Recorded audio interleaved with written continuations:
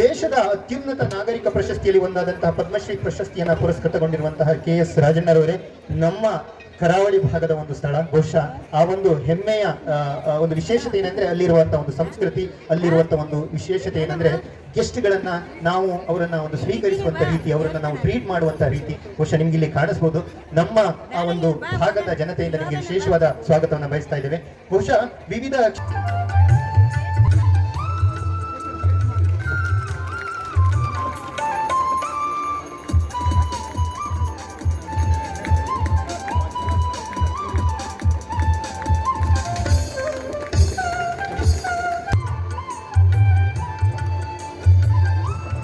ವಿಶ್ವಕರ್ಮ ಸಮಾಜ ಬಹಳ ನಾವು ಹೇಳ್ಕೊಳ್ಳುವಂಥ ಕೆಳಮಟ್ಟ ಸಮಾಜ ಅಲ್ಲ, ಇದು ಅತ್ಯಂತ ಶ್ರೇಷ್ಠವಾದ ಸಮಾಜ. ಇದು ಪೌರಾಣಿಕವಾಗಿ ನೋಡಿದಾಗ ವಿಶ್ವಕರ್ಮ ದೇವಶಿಲ್ಪಿ ಅದಾದ್ಮೇಲೆ ನಮ್ಮ ಚರಿತ್ರೆಯಲ್ಲಿ ಬರ್ತಕ್ಕಂಥ ಜಕಣಾಚಾರಿ ಬೇರೆ ಬೇರೆ ನಾವು ಶಿಲ್ಪಿಗಳನ್ನು ಇಡೀ ದೇಶದಲ್ಲಿ ನಾವು ನೋಡ್ಬೋದು. ಇನ್ನೂ ಸಾವಿರಾರು ವರ್ಷ ಆದರೂ ಕೂಡ ನಾವು ಅದನ್ನು ಮರೆಯತಕ್ಕಂಥ ಶಿಲ್ಪಕಲೆಗಳು ಅವೆಲ್ಲ ಕೂಡ. ಮತ್ತೆ ನೀವು ಇಲ್ಲದೆ ಇರುವಂಥ ಕೆಲಸ ಯಾವುದೈತೆ ಹೇಳ್ರಿ ನೋಡೋಣ. ಆಭರಣಗಳಿಂದ ಹಿಡಿದು ರೈತರಿಗೆ ಬೇಕಾಗಿರ್ತಕ್ಕಂಥ ನೇಗಿಲಿಂದ ಹಿಡಿದು ಮನೆ ಕಟ್ಟುವಂಥ ಬಾಗಿಲಿಂದ ಹಿಡಿದು ಹೆಣ್ಮಕ್ಳು ಖುಷಿ ಪಡ್ತಕ್ಕಂಥ ಒಡವೆಯಿಂದ ಹಿಡಿದು ಶತ್ರುಗಳನ್ನು ಸಂಹಾರ ಮಾಡ್ತಕ್ಕಂಥ ಕತ್ತಿ ಬರ್ಜಿಗಳಿಂದ ಹಿಡಿದು ನೀವು ತಯಾರು ಮಾಡದೇ ಇರ್ತಕ್ಕಂಥ ಸಮಾಜ ಅಲ್ಲ ನಿಮ್ಮದು.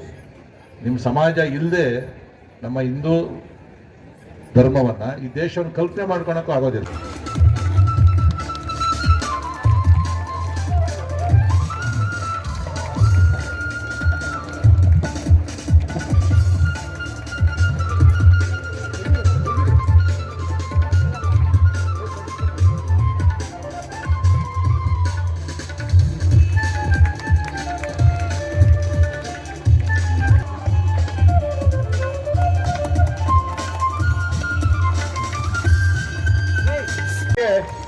ಸನ್ಮಾನವನ್ನು ಮಾಡಬೇಕಂತ ಕೇಳ್ಕೊಳ್ತಾ ಇದ್ದೀನಿ.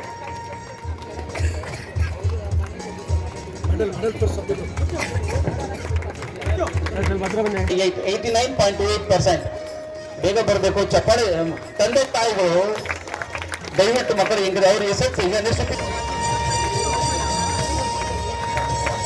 ಈಗ ಅವ್ರು ಅಂದ್ರೆ ತಮ್ಮ ತಗೋತಾ ಇದ್ದಾನೆ ಅಣ್ಣನ ಪರವಾಗಿ. ಅಣ್ಣನ ಪರವಾಗಿ ತಮ್ಮ ತೋಟ ನೀವು ಕ್ಲಾಸಸ್ ಹೋಗಿದಾರಂತೆ. ಅಭಿನವ್ಗೆ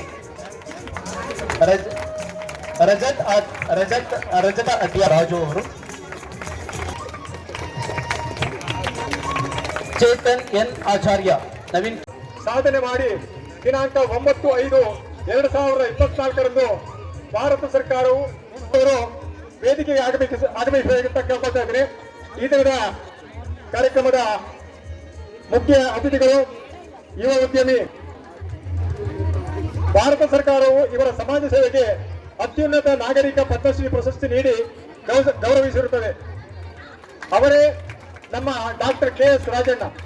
ಇವರು ಮಂಡ್ಯ ಜಿಲ್ಲೆ ಮದ್ದೂರು ತಾಲೂಕಿನ ಕೊಪ್ಪ ಗ್ರಾಮದಲ್ಲಿ 12/6/1959 ಲಕ್ಷ್ಮಮ್ಮ ಮತ್ತು ಸಿಂಗಾಚಾರ ದಂಪತಿಗಳ 7ನೇ ಮಗನಾಗಿ ಜನಿಸಿದ ಡಾಕ್ಟರ್ KS ರಾಜಣ್ಣ